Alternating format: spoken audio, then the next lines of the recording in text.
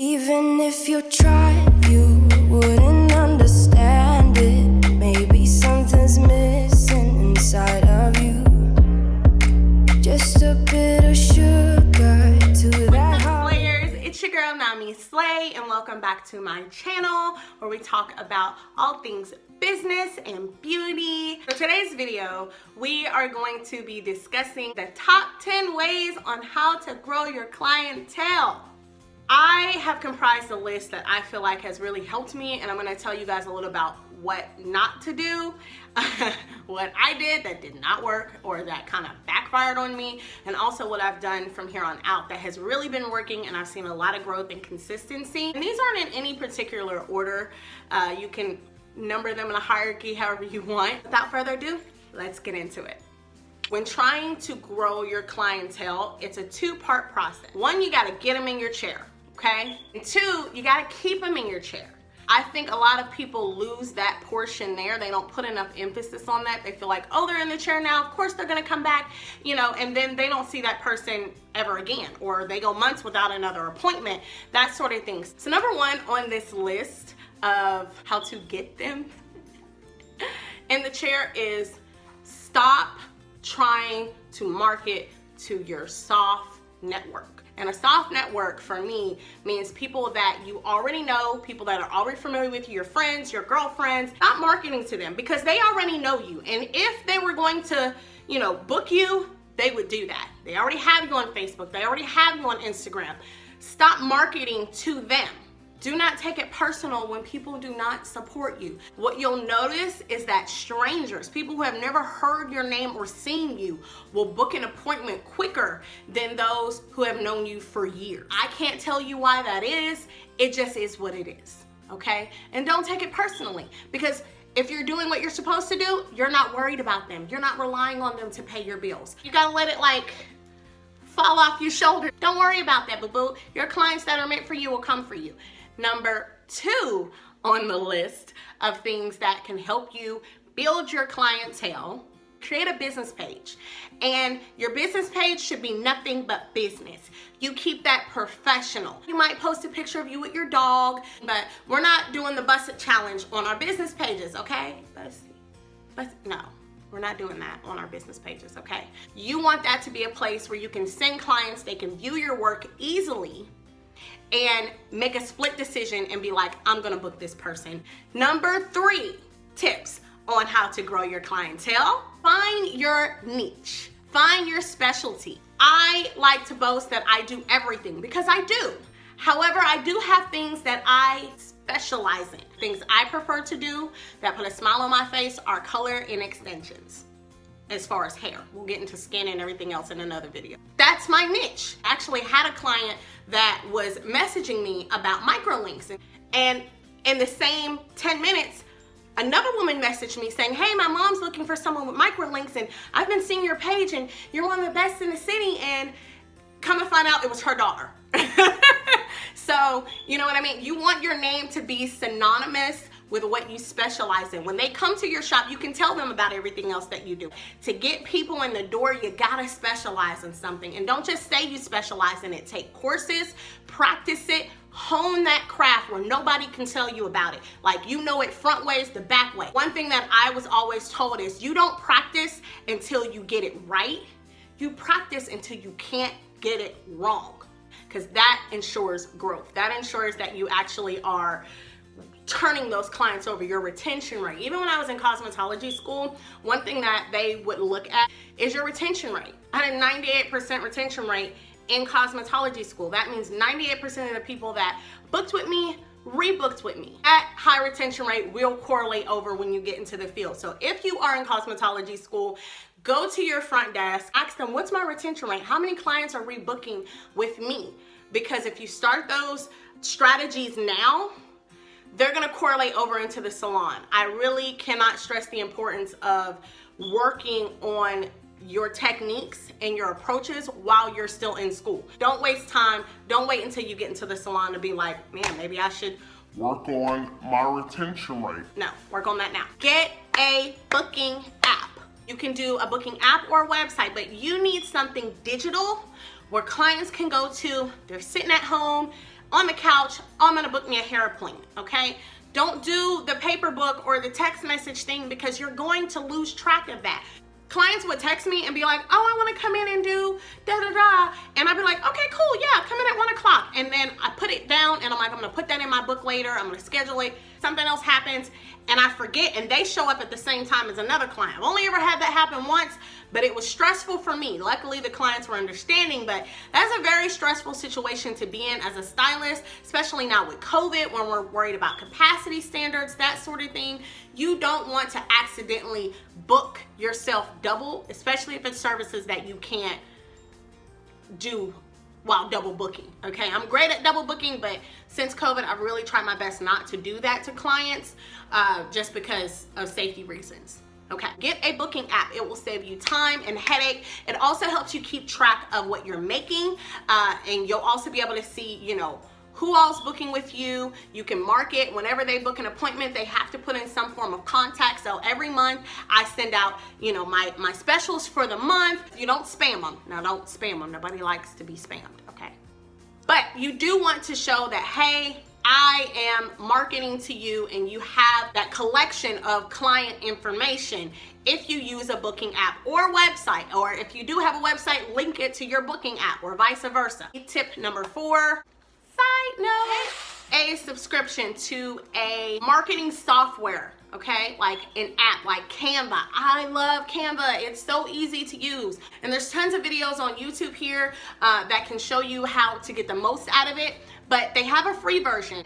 But go ahead and upgrade. Invest that $12.99 into the pro version because it comes with so many other bells and whistles, so much better content for you to create. If you can catch people's eye through an ad or through a marketing project, you can get them in the door. Because our goal right now is to get them in the door. We'll talk about keeping them in the door in a minute, but we want to try to get them in the door, okay? That's our number 1 goal. You gotta have marketing to do it. Passing out business cards, passing out flyers, that's cool, but you're not gonna get a whole lot of business off of that. You're just not, okay? That's a dinosaur approach to a digital age problem. Get with the times. And to help with your marketing, taking before and after photos of your work to show clients, look what I did for this person. I can do the same for you. And you have proof. Pictures worth 1,000 words and videos are worth way more than that. So get pictures and videos of your work. You can put that in your marketing campaign. You can put that on your social media business pages. Invest in a marketing app. Tip number 5 on how to grow your clientele. Be clean, okay? Cleanliness is next to godliness, okay? Regardless of what you believe in. Be clean. No client wants to come into the salon and they have to sit in a chair that has hair all around it. You got dirty towels everywhere. And I am not the most organized person at all. This was something that I struggled with, is keeping everything looking neat. Everything was clean, but I would have a brush here, I would have a hairspray bottle here, and it just looked so cluttered. So I really had to hone on that and be like, let me book an extra 10 minutes in between clients just so I have time to organize and straighten up, and they come into this brand new room. The clients should not know that you've had 4 other clients that morning and the room looks like it. Your station looks like it. They don't need to know that. They need to feel like they are the only client that you've had all day. You've cleaned up for them, you've sanitized for them. I'll sanitize everything else, and then when my client comes, I wait to sanitize the chair last, just so they know and they see me do it and they're like, that girl right there, she cares. Because I do care. Even before the pandemic, I was that person that washed down the chairs, the wash bowl chair, the entire bowl. Even in school, that was just something that I did. Even when I was in cosmetology school, they were so trained. They would stand by the wash bowl and wait.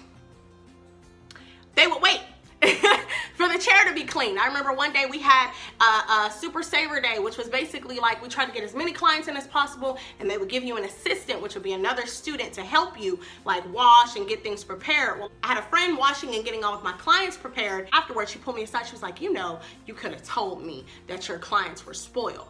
And I was like, what do you mean? And she was like, they all stood by the wash bowl and waited on me. And they were like, Stay sprays the chair.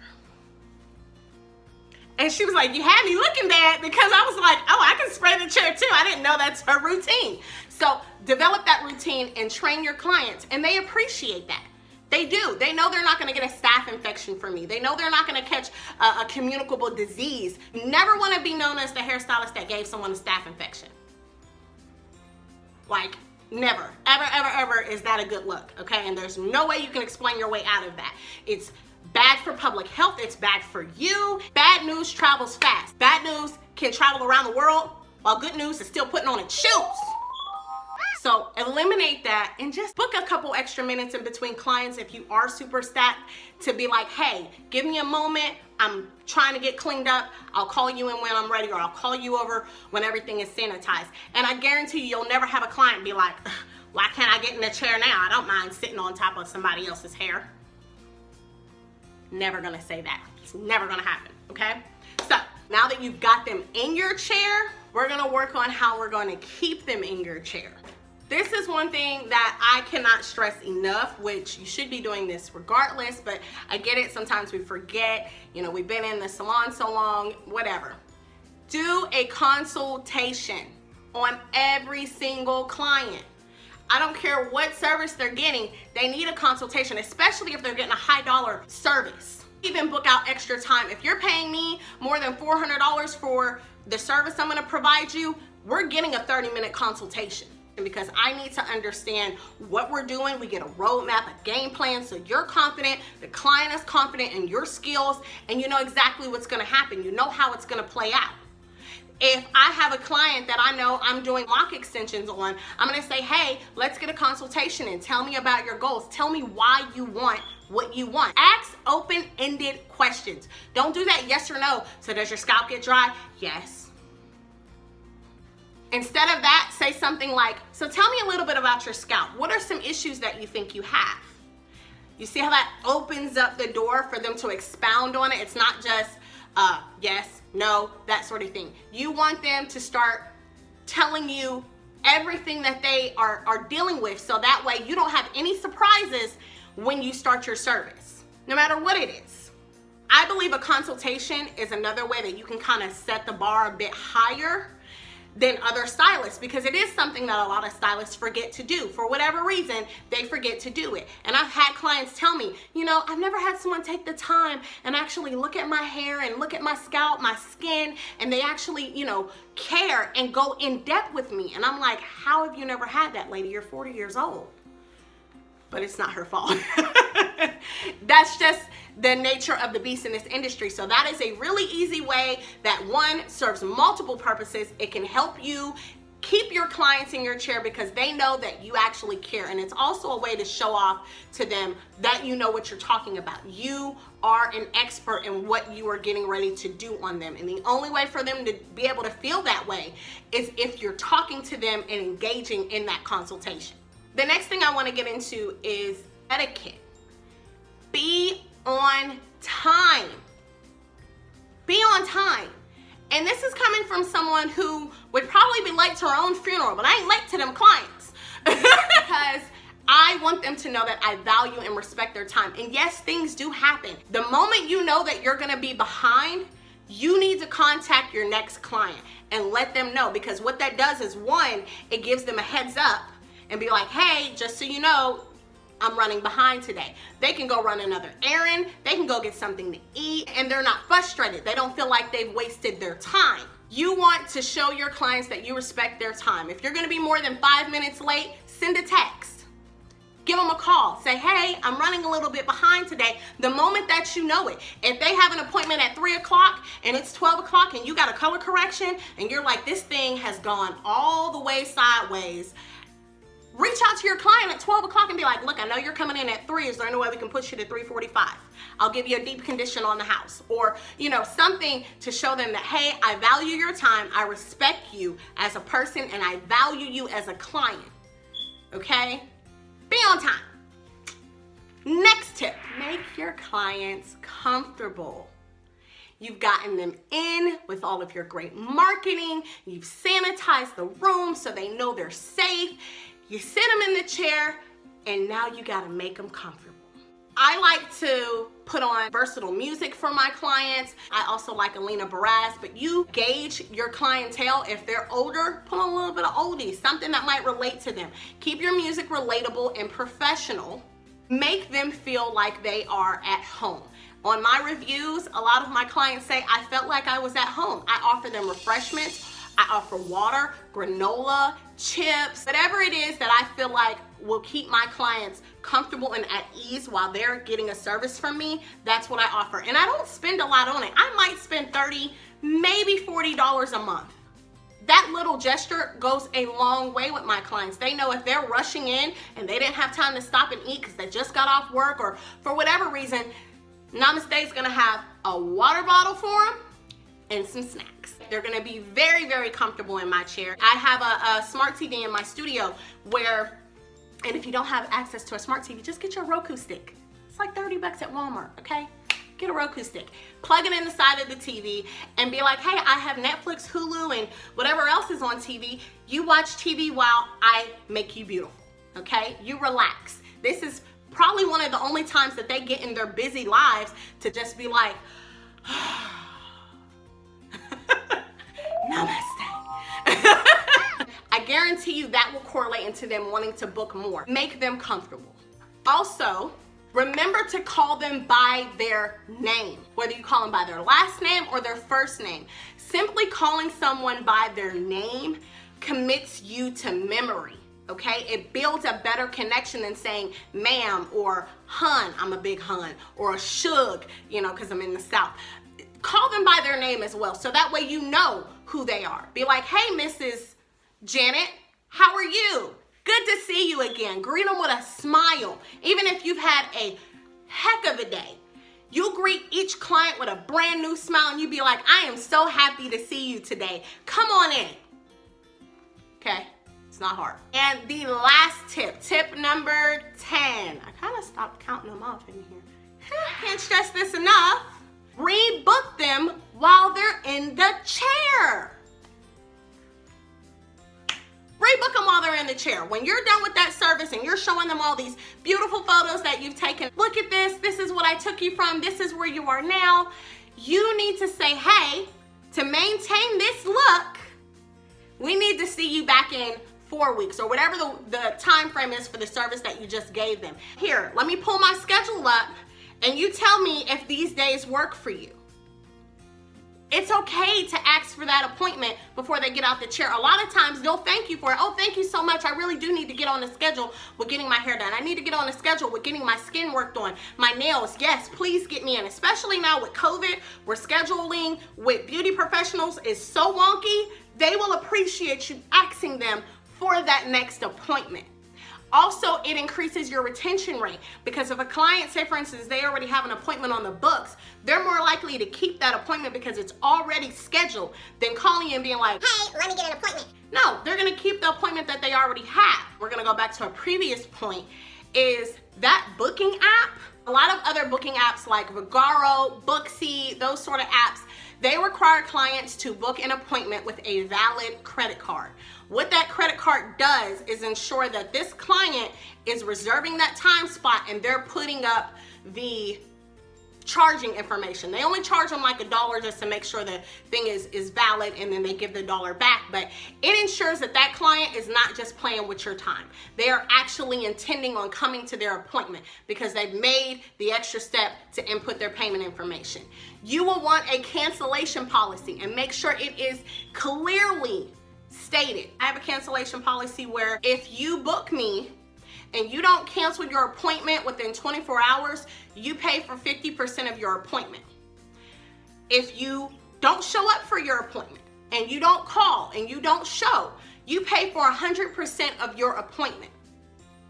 Because that was time I could have gotten another client in, I could have gotten another service in, and what that policy does is teaches clients to value your time. It also weeds out clients that may be less desirable than what you're looking for. You know, we ain't gonna say that. So make sure that you are setting that level of professionalism where people know I'm gonna respect your time, but I also need you to respect mine, okay? Namaste. It works the same way. In conclusion, I hope that you have enjoyed my 10 tips on how you can grow your clientele. I guarantee you, if you implement these changes immediately, you will see a change in your clientele. You will see growth in your clientele, but you gotta do it consistently. It's gotta be done on a consistent basis. Okay? If you found this video helpful, please like and subscribe or leave comments down below. Let me know what your experiences have been. Until next time, peace, love, and namaste. I'm somewhere in the middle, try to find